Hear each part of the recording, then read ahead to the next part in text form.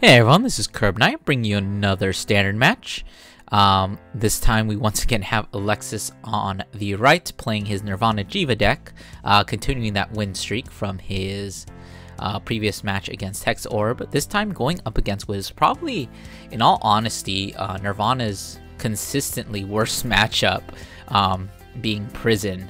Because in case you don't know, when you imprison an overdress card, all the overdress and the original dress units do end up going to the prison, which kind of just accelerates the prison's ability to just like get bigger and bigger and get more and easier effects. And that has debatably gotten worse with the cross overdress mechanic, given that you are now having more original dress than ever before.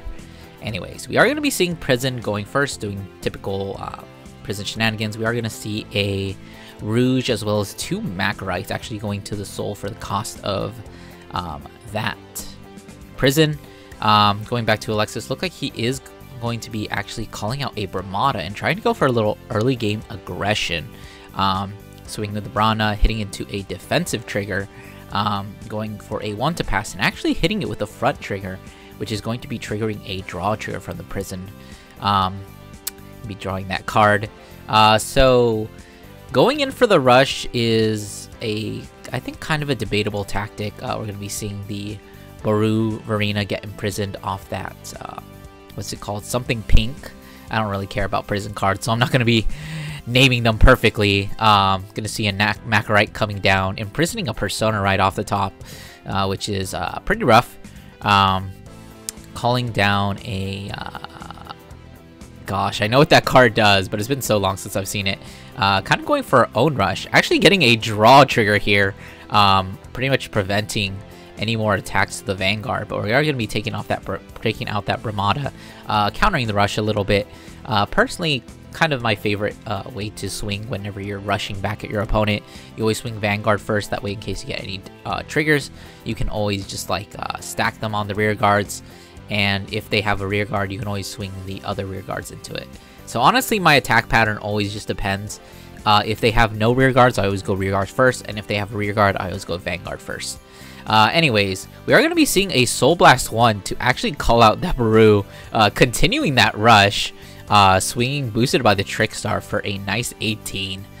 So now that Trickstar has always been kind of Nirvana's best counter to Prison, since it can't be chosen by card effects, it can't be imprisoned, so long as you don't overdress it. So looks like we are going to be intercepting with the Macarite and guarding with another one of those, what's it called, like Dole Sledge or something? No, wait, I think that's a Shovel Guy. Swinging the Vanguard, not going to be guarded, but actually going to be hitting a critical trigger there. So Prison is already going to be at 4 damage going into their first grade 3 turn, which currently we're seeing that rush strategy actually working out quite a bit for Alexis. Normally you might not want to go for it because Prison is quite a bit of a control deck, and the more you rush, you're basically just giving them easy and free prisons, as we're going to see here with the Seraph Snow just counterblasting 1 to take that Baru back.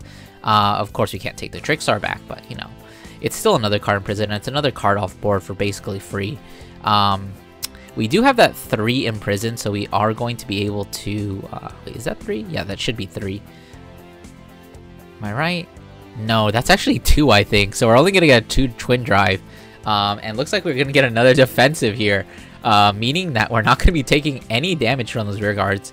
Not like the grade 1 can hit, but the Indigo one, I think it is, could hit. But it's definitely going to be a bit of annoyance since if we call either of those grade 3s from the Prison, they are going to be getting another minus 5k. So kind of hampering the amount of rush we can actually do. But we are going to be whiffing off the top with that Rayu skill, not getting a Prayer Dragon, discarding a Bramada just to call back, looks like it's at grade 2. And we're actually going to be going for that cross overdress into, I believe that is another Baru, which is definitely a bit of a risky move here, because obviously with the Seraph Snow, you're going to be imprisoning that, and imprisoning that does mean another 3 cards in prison.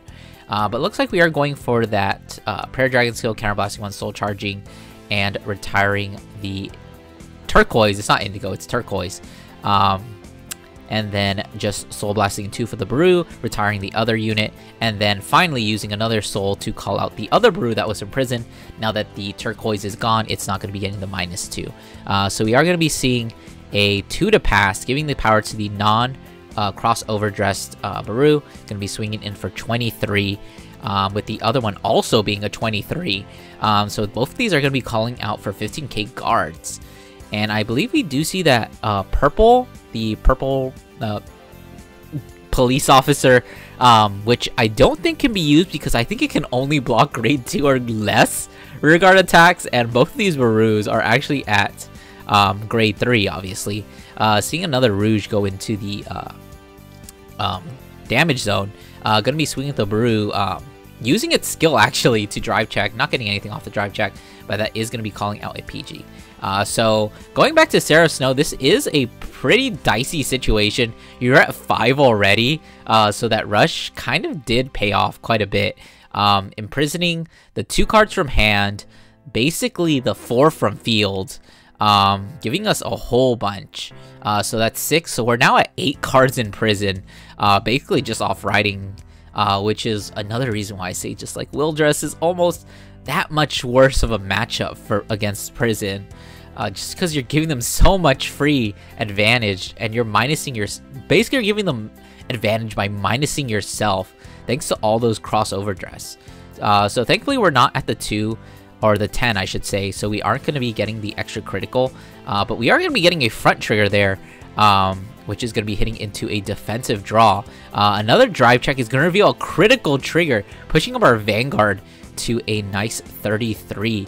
So much to the point where this, I don't know what that grade 1 skill is. If you can't tell, I don't know what all the prison names are, but I know what it does. But it's basically a 13k attacker that can call out another one if you have enough cards in prison. Actually going to be doing an interesting play here. Counterblasting 1 to call back the materials, and then discarding another one to call back the Brahmata and the Trickstar. So basically lining ourselves up for a double crossover dress, going into the Garu and a Veil's Verena. Now this Veil's Verena is honestly the one saving grace that crossover dress has in this matchup, where you actually get another unit with resist, so that kind of prevents them from getting that free 3 in prison that they normally would get by imprisoning a crossover dress unit. But we are going to be seeing the Guru coming, which is really threatening, considering you're at 5, so you can't really afford to take this attack. And if we look at the prison player's hand, they only have 4 cards in their hand, so being able to guard that as well as these other attacks is just not going to be a reality here. Looks like we are going to be taking that. I thought we were at 5, but I guess we were at 4. But anyways, we are going to be seeing the Guru stand, which once again, even though we blocked we took the first attack, we're going to see a front trigger coming down. We're really not going to be able to guard the rest of these attacks, just because we honestly just don't have enough cards in hand. I mean, we could commit the 1 card, the OT here, to guard that Veil's Verena, but if we want to keep ourselves from dying, we are going to have to commit the last 2 cards in hand, which is going to be that Violet card, which is going to be able to PG the Guru, but we are going to have to lose that other Rouge, so we're going into this turn with no cards in hand, just kind of having to depend on whatever that top deck is, and it's looking like it's not going to be a very good one, because we're not going to be playing it down, and just going to be swinging with the Vanguard, which is going to be blocked by an OT.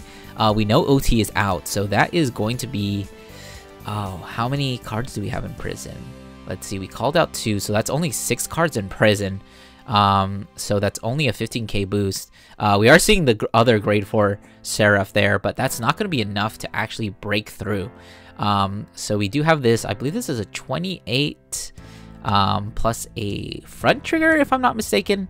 So that's going to be a 48, going to be blocked, and then just going to be taking the last attack. So going into this next turn with actually full board, no cards imprisoned, and that Guru is just going to be threatening again. Honestly, if we wanted to have a chance, I think we really needed to swing at that Guru and kind of take it off board, even if we were swinging with the Vanguard, because we definitely did not have enough cards left in hand to defend against that. Anyways, if you guys enjoyed, I hope you go ahead and go do all those YouTube things, like, comment, subscribe, and I'll see you guys in the next one.